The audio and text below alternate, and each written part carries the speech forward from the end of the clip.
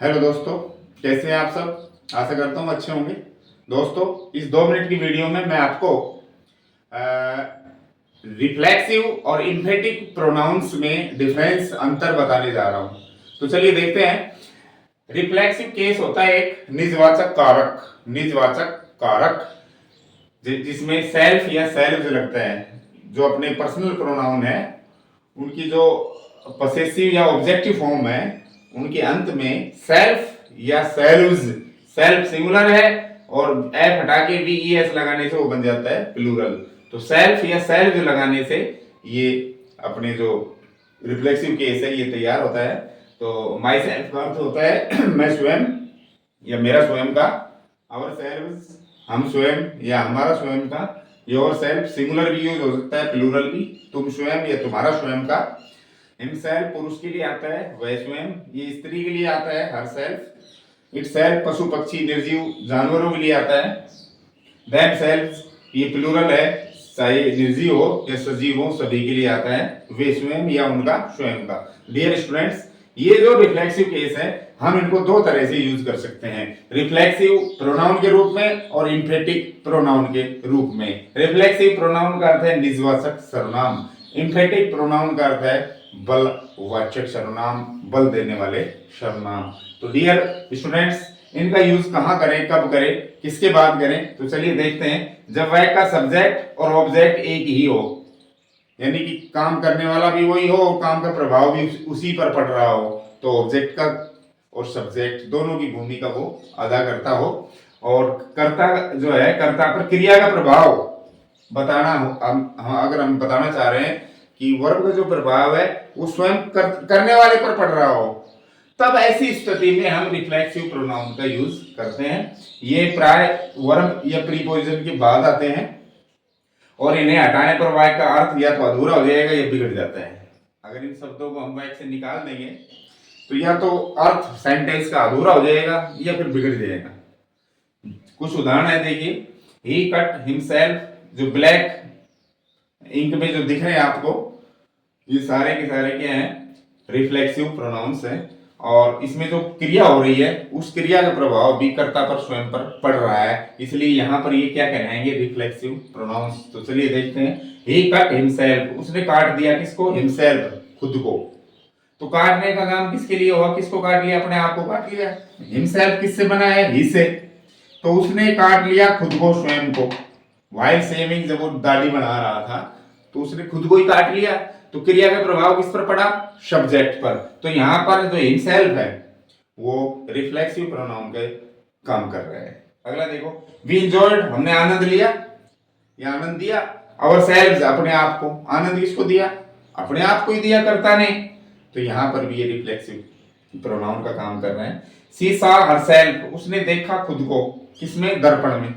देखने का काम किसके लिए हुआ, खुद को ही देख रही है वो, तो क्रिया का प्रभाव सब्जेक्ट पर पड़ रहा है, ये ऑब्जेक्ट का काम करता है। फिर यहाँ पर तो सब्जेक्ट भी ये ऑब्जेक्ट भी इसी से बना हुआ है, तो ये सब्जेक्ट ऑब्जेक्ट दोनों काम कर रहा है। जो सी है यहाँ सब्जेक्ट है और इसी से हमने हरसेल्फ जो है रिफ्लेक्सिव प्रोनाउन, उसको ऑब्जेक्ट के रूप में यहाँ यूज किया है, और क्रिया का जो प्रभाव है वो स्वयं सब्जेक्ट पर ही पड़ता है। जो काम हो रहा है वो खुद के लिए होता है, जो कर्ता कर रहा है उसके लिए ही होता है, उसका रिजल्ट उसको ही मिलता है।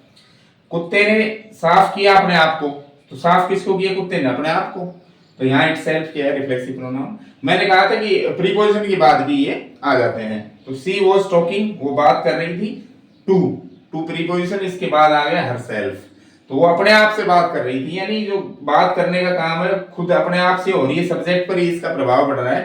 तो यहाँ प्रीपोजिशन के बाद आया हुआ सेल्फ वाला शब्द रिफ्लेक्सिव प्रोनाउन है। चलिए अगला देखते हैं, इम्फेटिक प्रोनाउंस, यानी इन्हीं शब्दों को हम इम्फेटिक प्रोनाउन के रूप में भी यूज कर सकते हैं, लेकिन कब, कैसे। इनका प्रयोग कर्ता पर बल देने के लिए किया जाता है, सिर्फ सब्जेक्ट पर बल देने के लिए कि कर्ता ने ये काम किया, उस पर जोर देने के लिए। राम ने खुद ने ये काम किया, मैं स्वयं वहां गया, वे खुद यहां आए, इस तरह से। ये प्राय कर्ता या कर्म के तुरंत बाद आते हैं, कर्ता या कर्म के तुरंत बाद आते हैं, प्राय कर्ता के बाद ही इनको हम रखते हैं, या कर्म के बाद भी हम इनको रख सकते हैं।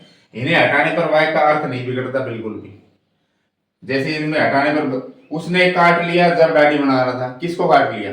अधूरा अर्थ हो गया इसको हटाते ही। लेकिन इसमें क्या है, अगर इनको हटा भी देंगे तो अर्थ अधूरा नहीं होगा, तो क्या होगा?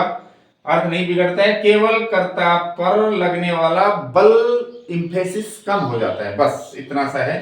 तो ये सब्जेक्ट या ऑब्जेक्ट के बाद आते हैं। देखिए ही सब्जेक्ट, इसके तुरंत बाद है हिमसेल्फ। उसने खुद रोट द लेटर, पत्र लिखा था, उसने खुद पत्र लिखा था। कर्ता पर जोर दे रहा है कि जो लिखा है जिसने, उसने खुद लिखा है, किसी की मदद नहीं ली। तो इसको हम क्या कहेंगे? इंफेटिव प्रोनाउन। ये करता है इसके तुरंत बाद they themselves.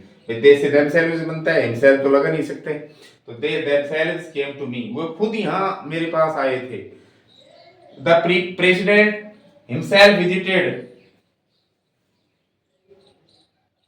The village, the village, ये और जोड़ देता हूं मैं। राष्ट्रपति खुद गांव में आया था, या राष्ट्रपति ने खुद गांव का दौरा किया था। द प्रेसिडेंट, ये हर सेल्फ भी हो सकता है, हिमसेल्फ भी हो सकता है। ये कैसा जेंडर है? कॉमन जेंडर है, तो इसको हम ही भी मान सकते हैं और सी भी। तो हम इसको हर सेल्फ में भी बदल सकते हैं या हिमसेल्फ में भी। तो राष्ट्रपति स्वयं गांव में आया था, या राष्ट्रपति ने स्वयं गांव का दौरा किया था। अगला है, मैंने कहा ऑब्जेक्ट के बाद भी आ सकते हैं। तो आई किल्ड हिम, ये ऑब्जेक्ट है हिम, इसके बाद मैंने लगाया my self. I killed him my self, मैंने खुद उसे मारा था। तो मारने का काम उसके लिए हुआ है, खुद के लिए थोड़ी हो रहा है। तो प्रभाव ऑब्जेक्ट पर पड़ रहा है, इसमें सब्जेक्ट पर नहीं पड़ रहा है। तो यहाँ पर कर्ता पर जोर दिया जा रहा है कि उसको जो मारा था वो मैंने खुद ने मारा था, तो कर्ता स्वयं पर जोर दे रहा है। तो डियर स्टूडेंट्स, ये था अपना 2 मिनट का छोटा सा वीडियो, जिसमें मैंने आपको रिफ्लेक्सिव केस में रिफ्लेक्सिव प्रोनाउन और इंफेटिव प्रोनाउन का यूज बताया। डियर स्टूडेंट्स, दिए हुए वाक्यों में ये पूछा जाता है अक्सर प्रतियोगी परीक्षाओं में कि अंडरलाइन शब्द, या जैसे कोई सेंटेंस देके पूछ लिया जाए इस तरह से कि अंडरलाइन शब्द क्या है, इंफेटिव प्रोनाउन है या रिफ्लेक्सिव प्रोनाउन। तो ये इस तरह के प्रश्न इससे पूछे जाते हैं। चीज एक ही है, काम ये दो कर रहे हैं, रिफ्लेक्सिव का भी और इंफेटिव का। तो मैंने दोनों जो डिफरेंसेस है वो आपको स्पष्ट कर दिए हैं। आशा करता हूं बहुत अच्छे से आपको समझ आया होगा। अगर आपको ये समझ आया तो please like the videos, share the videos and subscribe my channel. Thank you.